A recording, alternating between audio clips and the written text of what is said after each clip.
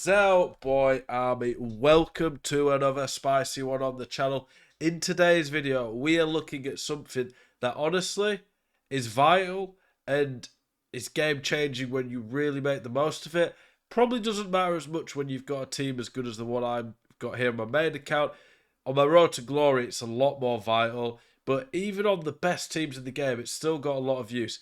It is properly looking at attributes, stats, so I'm talking about these ones here, attributes, and how to make the most out of them, and then a bit as well about chemistry styles and that. But for this video, we're going to be going through every attribute in the game. I will explain what they do, their importance on this FIFA, to help you be far more informed in decision making when it comes to buying players. Honestly, Llorente for me is the third best midfielder in the game, and that includes icons. So I go Hullet, Zidane, Llorente. I think he's much better than Vieira on this game. I'll talk through each position and the relevance of the stats, and this is what I'm saying, where it can help you build a better team by understanding the stats and how they work on this year's game. Like I say, for this team, it's not quite as important because I've got nearly 15 million coins to play with on this account. Whereas in a cheaper team, it matters a lot more where your choices might be a bit more limited and you really have to make the max amount for your coins.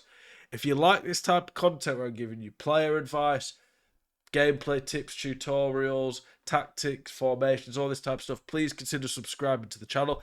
Every single day, a spicy new video here to help you guys get better at FIFA. But let's get into this one. We'll start with the keepers because they have their own stats. Honestly, one of the most important stats for a keeper is his height. I would not really ever use a keeper who's smaller than 6'2" on FIFA. I've seen people saying Navas is good in net. Personally, I find if they're below a certain height, they're just not very good at dealing with finesse shots outside the box. Most keepers aren't, but they're even worse, and it's just a free goal if they green it from a certain position. I've not tried like a Casillas out, but I probably will at some point, but I think it'll be the same. My ideal height's somewhere between 6'4" to 6'6". Weak foot's quite nice to have on a keeper when you're playing out the back, but it's not essential. It wouldn't be a game changer for me. And then for the keeping stats, diving is basically how effective their dives are, the length they can dive.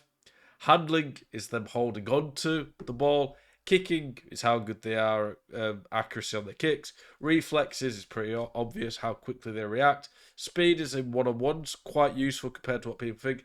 Positioning, you can somewhat override the positioning by right stick yourself, but it means they've got a better chance of being where the game says they should be to save a shot. The order of stats here that I would put them in would be reflexes first, diving second, positioning and handling are pretty similar, and then speed and then kicking. Speed, if you can get a high speed, it is actually pretty useful in one-on-ones at catching people out. For traits are important too. I like comes for crosses and rushes out of goal. I think those are the two best, which is why I think Donnarumma's up there for best keeper in the game. We're going to go through every single stat now, just from all the way from pace to physical. And rather than go through each position separately, then I'm basically going to talk about which positions these are more relevant. Acceleration is pretty obvious, how quickly a player gets off the mark and how quickly they can reach their top sprint speed. Sprint speed, how fast they can go at the fastest. So pace pretty much matters everywhere on FIFA, except for keeper. Centre back, it's vital to deal with fast strikers. Left back, right back, it's vital to deal with through balls out wide. Midfield, it's probably less important than other positions, but it's still very useful. I would say out wide on the attack, it's more useful in the middle because it can get, often on this game, defenders drop quite deep, especially centrally, so you're not always going to have the pace to do through balls in behind.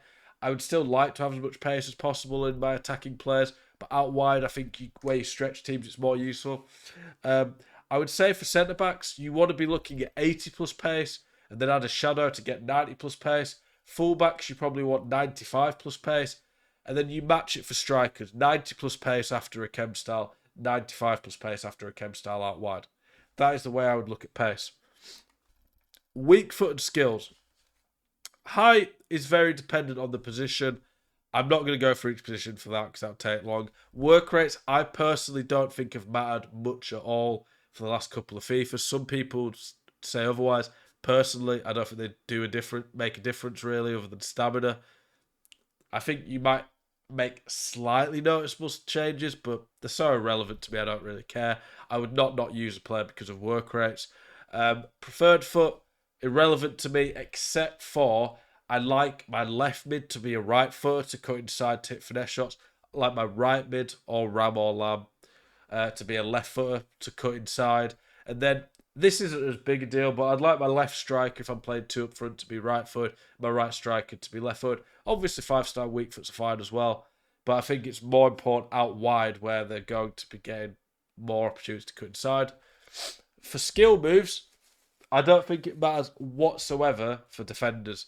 For a fullback, if they have 4-star skills, they can scoop turn, great, but it's not the be all and end all. For a more defensive-minded midfielder, I don't think skill moves matter much at all. I don't think skill moves are essential really at all in centre mid or CDM. When you get to Lamb, left mid, cam, striker, I think you'll want generally at least 4-star skill moves to be able to do scoop turns, more effective tricks. 5 stars, nice, but not quite as essential. Skill moves, I'm sure most of you guys know this one anyway, but it's basically the higher the skill moves, the more tricks you're allowed to do. Weak foot. At 5-star weak foot, both feet are 100% effective. 4-star weak foot's 85% effective, 3-star 70%, 2-star 55%, and 1-star 40%. That's what you're getting with that. So weak foot is very important. I think defensive matters less. I'd like 3-star weak foot at least on my defenders. For my midfielders, ideally 4-star weak foot. 5 stars a massive plus. For my central attackers, I will always try and get 5-star weak foot. When you've got a top team, it's almost essential to me to get 5-star weak foot when you've got the coins. And then out wide, 5-star weak foot's still really nice, but you can get away with 4-star weak foot. You can see basically how I build my team will reflect in the way I talk about these stats. Shooting, for defenders, irrelevant. Attack positioning, I think, is quite nice on midfielders to make them stand in better positions. I do know it's attack position, especially more so this year with better AI. Finishing is effectively how accurate a shot is from within about 20 yards. The further you get out, the less effective that becomes, the more long shots takes over. But higher finishing equals more accurate shots. Shot power, very obvious, more powerful shots. Long shots, once you get to around the 16 yards, around the edge of the box, long shot, the further out you get, the more that stat becomes important. So finishing in the box, long shots outside the box, shot powers both. Finishing is probably the most important stat for attacking players in terms of the shooter ones because you're going to get more chance in the box.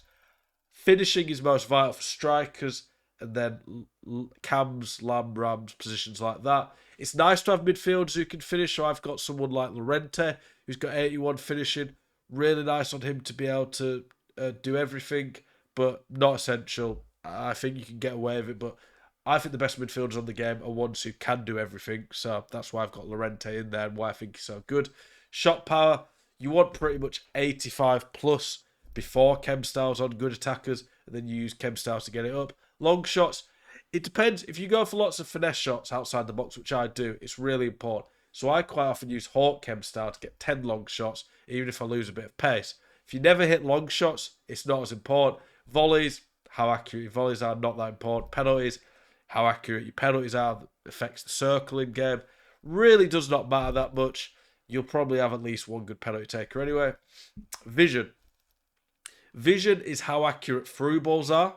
Short passes how accurate X or A passes are.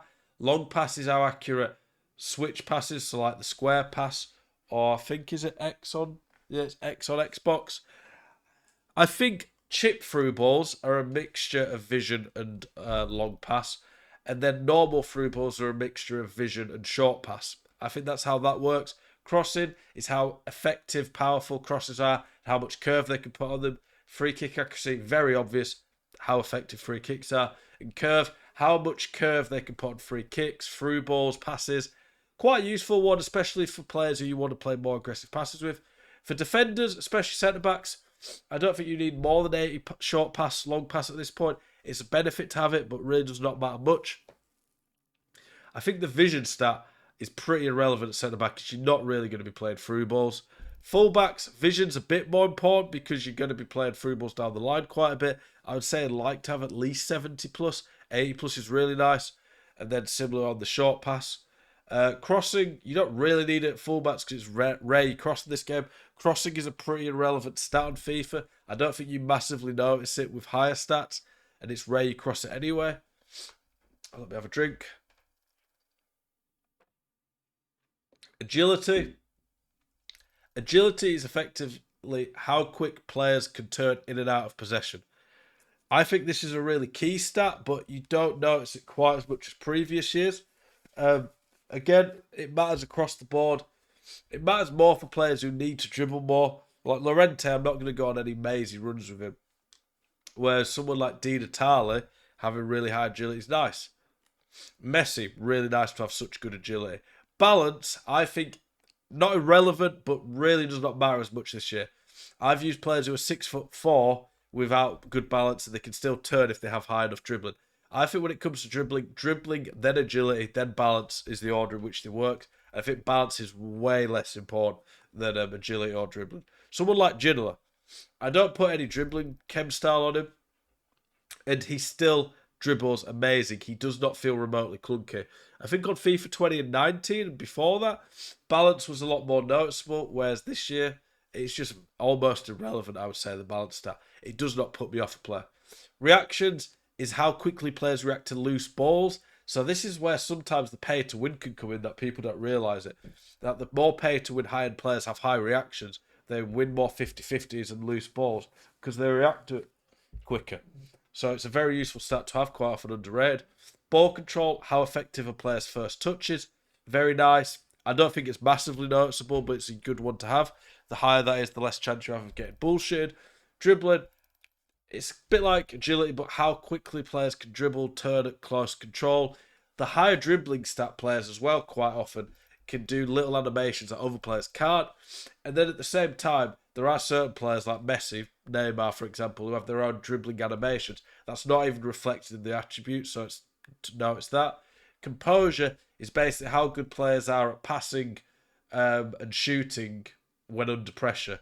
The higher you compose your stat, the closer you can have players to you before it affects them. Whereas if you have one composure, if a player's not even that close to you, it'll still affect them. So composure is a pretty pay-to-win stat as well. For defending, I don't really fully know this one quite as much. It's a bit harder. Heading accuracy is obvious, how accurate the headers are. Interceptions, for me, I seem to think matters more on body type a lot of the time. Defending awareness, for me, is the positioning stat, which does really matter. I don't think the interception stat's quite as noticeable. I think maybe it does make their interceptions a bit more effective, but it's hard to notice it. Whereas defensive awareness, the higher defending awareness players really position a lot better, which is key. More important on CDMs and centre-backs than any other position. Standing tackle, it's basically just how effective the tackles are. The more likely to come away with the ball, get better animations. Same for sliding tackle, but for the sliding tackles. Jumping, not that important on this year because heading's not that great, but it's nice to have a few players who can win headers. More jumping's better. Obviously, that also is based on the height. Stamina, how long they can run for before their energy runs out. Higher stamina is very useful, so your players are still effective later on in the game. Strength, in 50-50, I mean, strength and aggression are always kind of hard to judge them. Strength basically makes players more effective at shielding, knocking players off the ball, and aggression's related to 50-50s. It's one of these, I don't notice strength and aggression as much this year. I think body types matter more, but they are stats I'd still rather have. Hopefully this video has helped you guys. Hopefully it's given you a much better idea of how the stats work.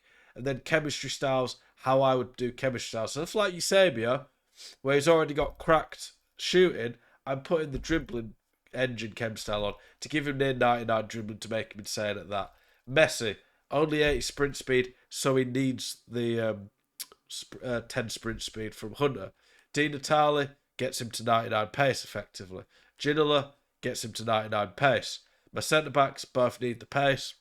Cafu already had 90 pace, so I thought give him the extra physical, get him to 95 pace.